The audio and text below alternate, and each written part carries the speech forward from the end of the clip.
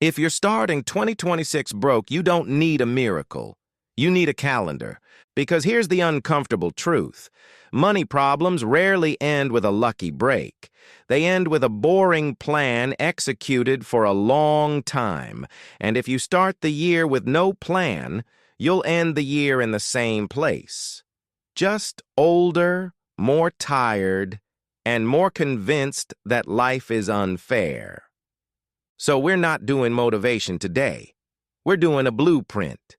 This is a 12-month plan inspired by Charlie Munger's style of thinking. Be brutally rational, avoid obvious stupidity, build a simple system, and then execute it consistently.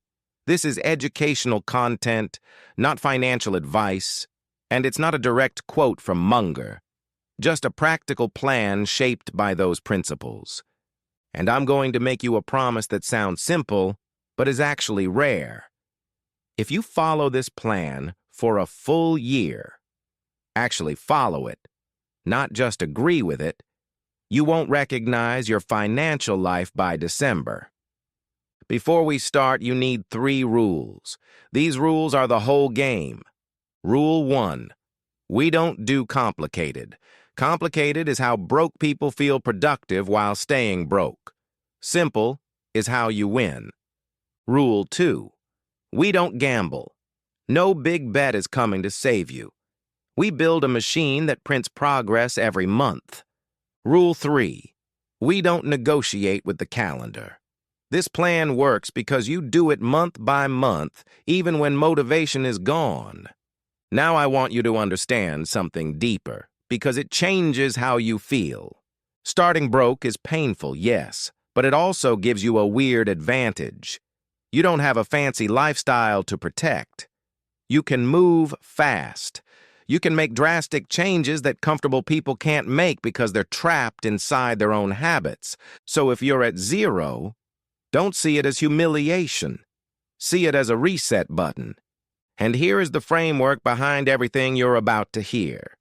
There are only 4 levers in personal finance: what you spend, what you earn, how long you can survive if income stops, and how intelligently you take risk. Most people try to pull the 4th lever first, risk, because it feels exciting. They jump into investing, hype, and complicated strategies. But if your spending is out of control, your income is low, and you have no runway, risk will punish you.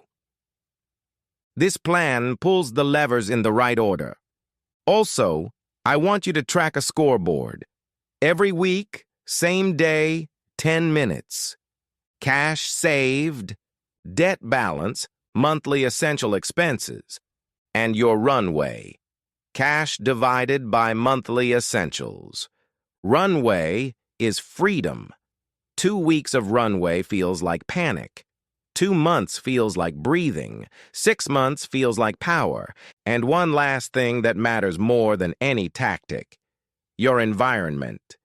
If your friends constantly spend, you will feel pressure to spend. If your social feed is full of flexing, you'll feel behind and buy dumb things. If your home is chaotic, you'll default to convenience spending. So part of this plan is building a low-friction environment. Unfollow accounts that trigger impulse. Spend time with people who respect discipline. Keep your space clean enough that you can think. And protect your daily routine like it's your job, because it is.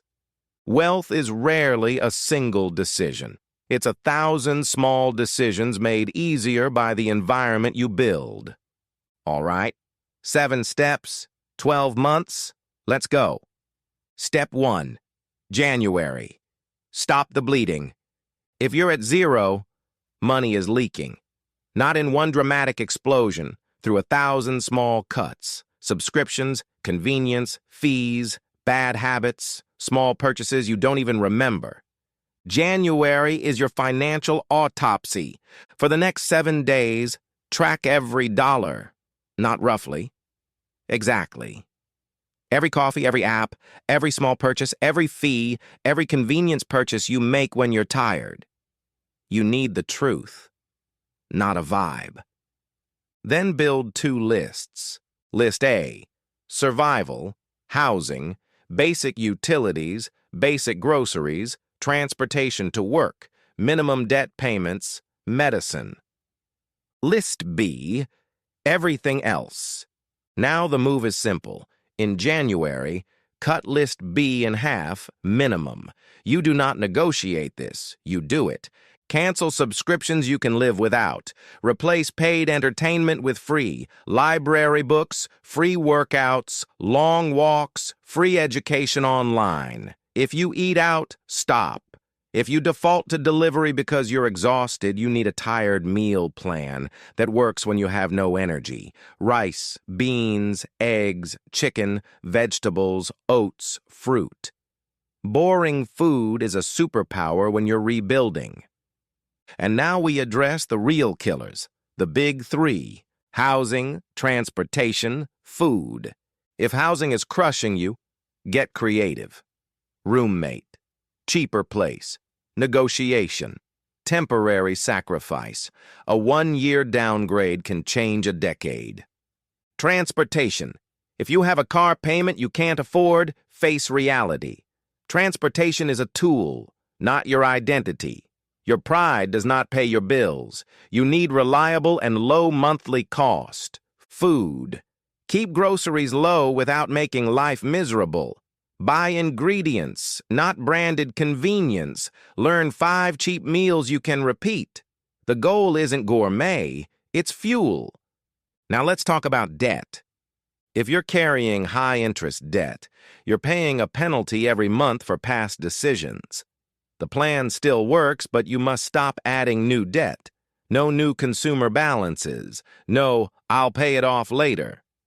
Later is how debt becomes a lifestyle.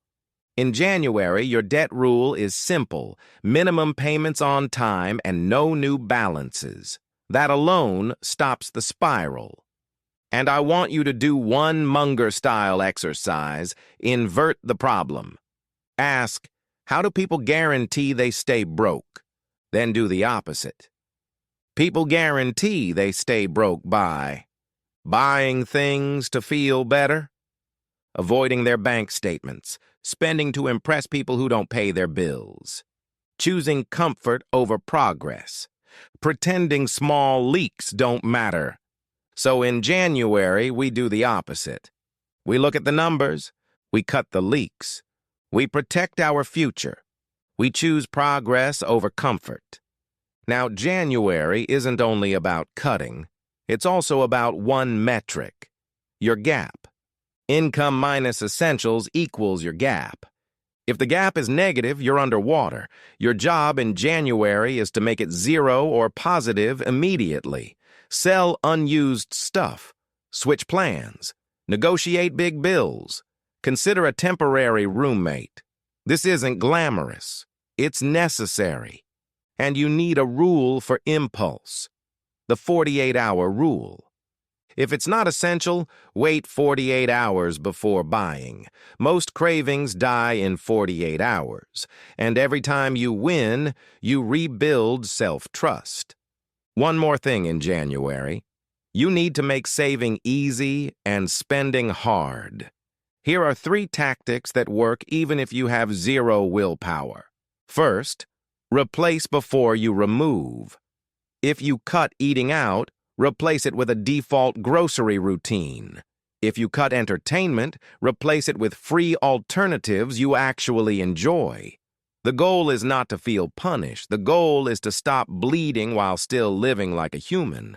Second, add friction. Unsave your card from every app. Delete shopping apps. Turn off one-click buying.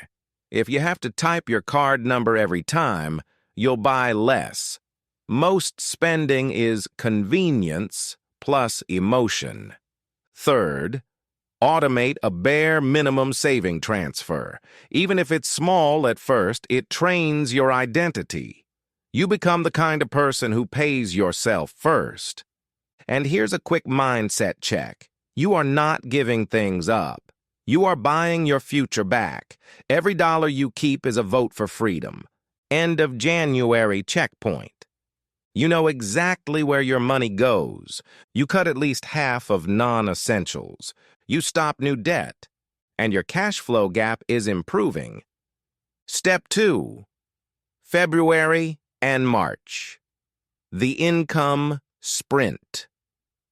Now we do the part people avoid, work. You cannot spreadsheet your way into wealth if your income is too low. You need more incoming cash. So February and March are a sprint. Not forever, 2 months. Your job is to increase income as fast as you can without doing anything illegal or stupid. Start with the highest paying thing you can get now. That might be switching jobs, a role with tips, overtime, a night shift premium. You're not chasing passion right now. You're building capital.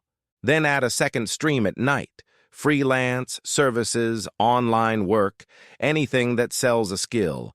Writing, design, editing, translation, tutoring, bookkeeping, basic web work, social media management, fixing computers, detailing cars, cleaning, moving help. The world pays for problems solved. Pick a problem you can solve. If you don't feel skilled, start anyway. Skill grows fastest when you're in the arena. Action creates readiness. And if needed, add a weekend stream. Delivery, labor, event work, whatever pays. People will say, "That's too hard." What's too hard is being broke for the next 10 years because you didn't want 2 hard months. Now you need a system, so effort doesn't turn into burnout. Every day you do 3 things. Earn. Apply for higher paying opportunities. Build a skill for 30 minutes. 30 minutes. Not 3 hours. This is how you compound skill while you compound income. And to force momentum, set daily output targets. 10 applications per day until you upgrade your main income. 10 outreach messages per day until you land your first paying side client. 1 small skill improvement per day. When you do this, you stop hoping and start producing results. Now, a lot of people do the income sprint wrong. They just work more, but they don't upgrade their pay rate.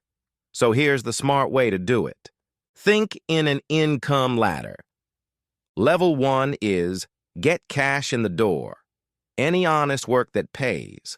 Level 2 is raise the hourly rate. Switch roles, switch companies, chase overtime, chase premiums. Level 3 is sell a skill, not just time. Freelance, service packages, results-based work. Level 4 is build something that scales, the second stream. Your goal in February and March is to climb from level 1 to level 2 as fast as possible while beginning level 3. This also means you practice one uncomfortable skill, asking. Ask for more hours, ask for overtime, ask for referrals, ask people in your network where the better paying roles are, ask hiring managers what they want to see, ask clients what would make them buy again. Most people stay broke because they never ask. And here's a simple daily rhythm that prevents burnout. Work your main job. Do one focused 60 to 90-minute block for the side income. Do 30 minutes of skill building, then shut it down and sleep. Sleep is not laziness. Sleep is how you keep the sprint sustainable. Now you need a measurable money target. Targets change behavior.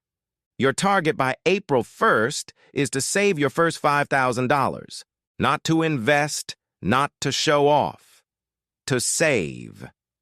If your brain says $5,000 is impossible, that's exactly why you need it.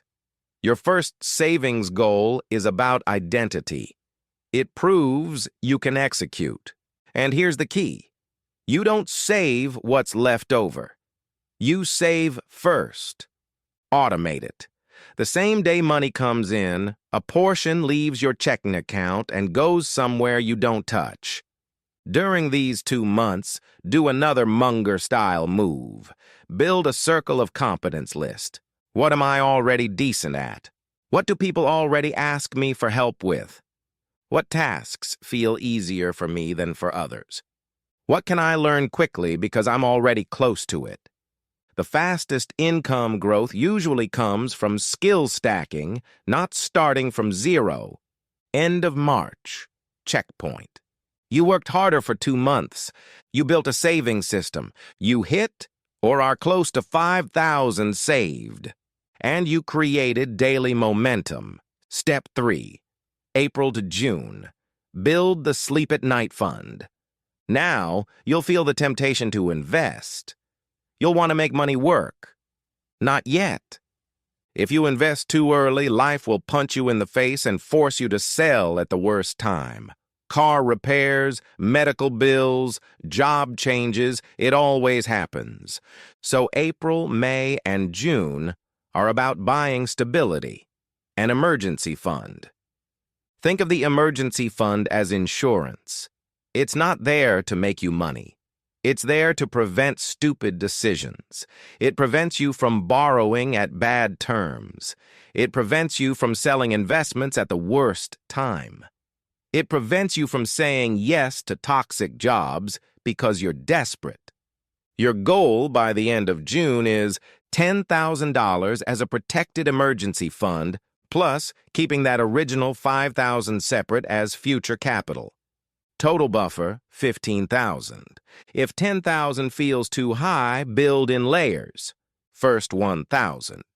Then 1 month of essentials. Then 3 months. Then keep building. Also decide in advance what counts as an emergency. Job loss, medical issue, essential car repair, true family crisis. Not a sale, not a vacation, not a new phone, not a treat. During these months, keep the same formula. Expenses low, income high, savings automated, and track your weekly scoreboard, cash saved, debt balance, essentials, runway. You're not chasing perfection, you're chasing runway. And if your income is irregular, gig work, commissions, seasonal hours, your emergency fund is even more important. In that case, build the fund in 2 pieces. A small bill buffer that keeps essentials covered for the next few weeks, and a deeper emergency fund that you never touch unless something serious happens. Also, stop letting surprise bills surprise you. Create a list of predictable expenses that just don't happen monthly. Car maintenance, registration, gifts, annual fees, medical copays. Divide them by 12 and set that amount aside each month. When you do this, your life stops feeling like a financial ambush. This is the quiet advantage of organized people. They don't avoid emergencies. They plan for reality. Quickly, because your brain will try to talk you out of this, 3 objections. 1, I'm too old. The plan isn't based on youth, it's based on math. Cut outflow, raise inflow, build runway, then take smart risk. If you're older, compress the timeline and stay lean longer, but keep the same order. 2, I have responsibilities. Exactly why runway matters. You may not be able to work insane hours, but you can still run an income sprint with what you control.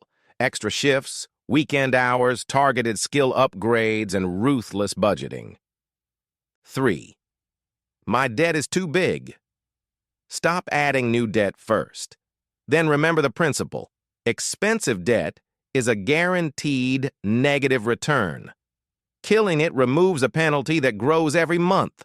Also, don't let fear of missing out push you into investing before you have stability. Runway prevents panic. Panic destroys plans.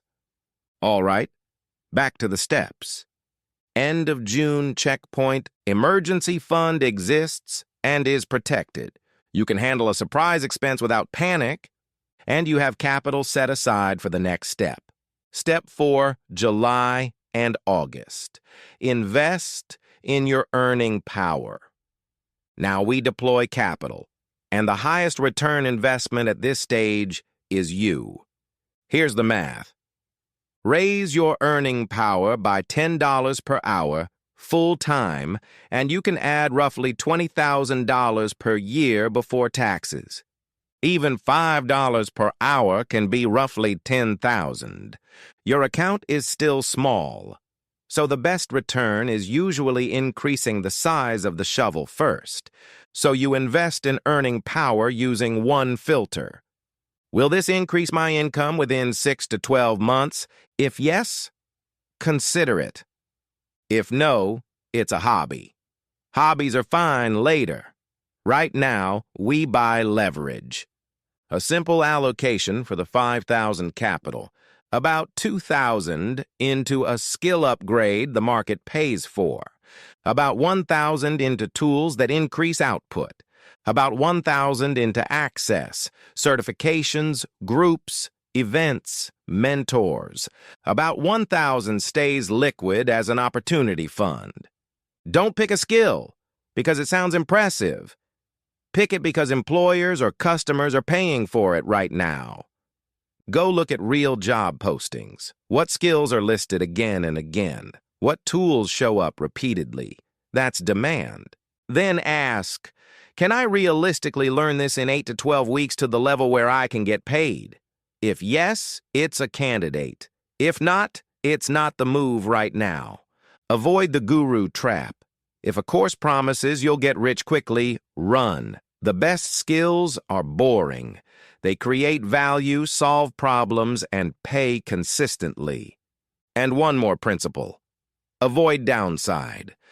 Don't spend your full capital on one bet. Keep your opportunity fund liquid. Keep your emergency fund protected.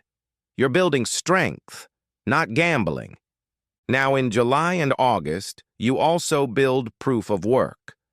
If you're moving into a new field, you need evidence, portfolio, references, results, testimonials. Make a rule. Every week, produce one thing that proves your skill. One project, one case study, one before and after. One finished output. Many people learn and never ship. We don't do that. End of August, checkpoint. You upgraded a skill tied to income. You improved tools and productivity. You built proof of work. And your income trajectory is higher than January. Step 5. September and October. Build a second income stream. Now we build the thing that separates stable from wealthy. A second stream.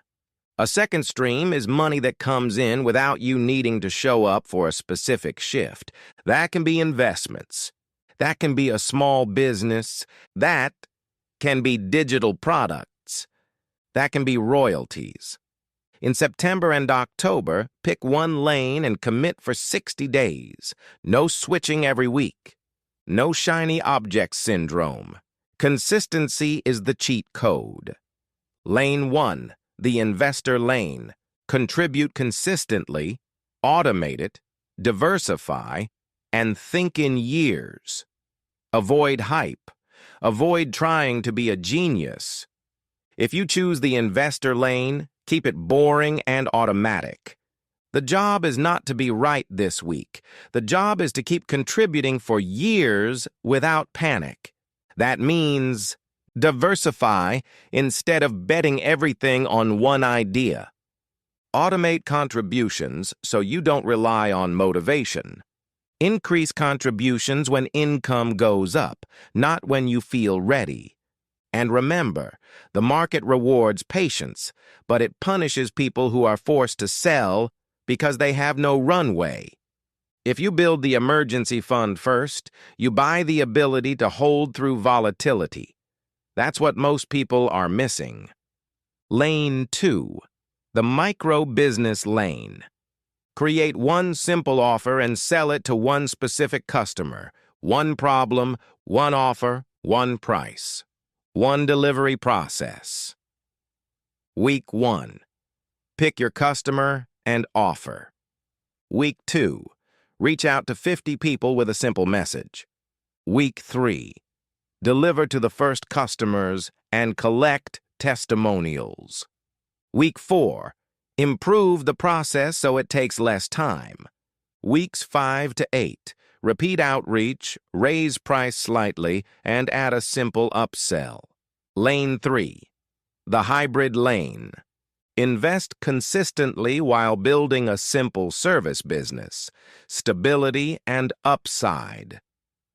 Real passive income is usually built in 2 phases. Phase 1 is active. You build the asset. Phase 2 becomes passive or semi-passive. The asset keeps producing. So don't obsess over the word passive. Focus on the process. Build something that produces without you trading hours forever. If you choose the micro-business lane, here's the simplest outreach script. Hey, I'm offering specific service for specific customer. I can deliver clear outcome in time frame. If it's useful, I can do the first one at a starter rate in exchange for a testimonial. That's it. Short, clear. No long pitch. Most people overthink this. They design logos and websites and never sell. Sell first, improve later. By the end of October, your goal is proof. The second stream exists. It pays something, and you can add to it monthly. Step 6, November. Protect the progress. This is the month that destroys people. You're tired. You want to reward yourself. The holidays scream spend.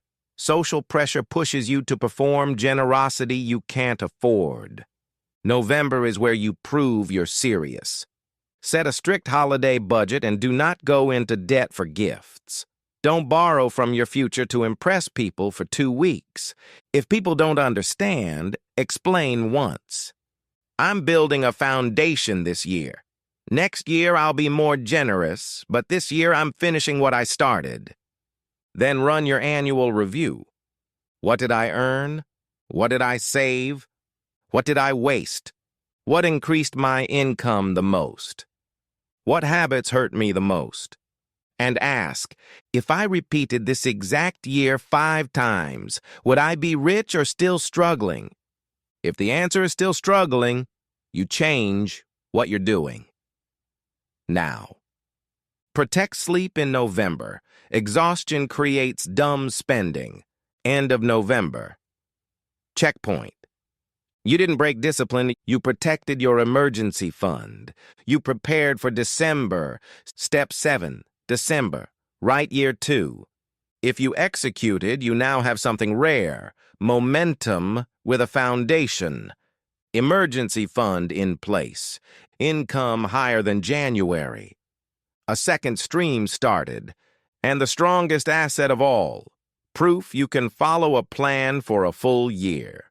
Now year 2 becomes the acceleration year. You can invest more.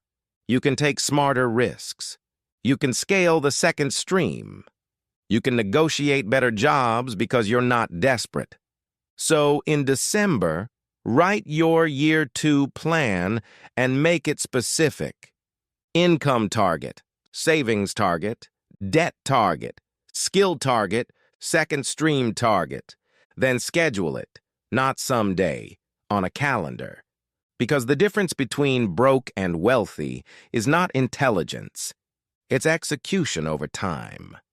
If you want a practical way to start tonight, do this. Open your bank app. Write down your current cash. Write down your total monthly essentials. Divide cash by essentials. That's your runway. Whatever that number is, make it your mission to increase it every single week in 2026. Because when your runway grows, your options grow. And when your options grow, your life changes. Let's recap the plan so it sticks. January. Stop the bleeding. Track everything. Cut non-essentials. Stabilize cash flow. February and March. Income sprint. Upgrade your main income and add a side stream. Save your first $5,000. April to June. Build runway. Emergency fund first. Stability before investing. July and August. Invest in earning power. Skills, tools, access, proof of work. September and October. Build the second stream. Choose one lane and commit for 60 days. November. Protect progress. No holiday debt. Review and adjust. December. Right year 2. Turn defense into acceleration. That's the machine. Now here's the final line. Your life will not change from what you know. It will change from what you do consistently. Close the video and execute.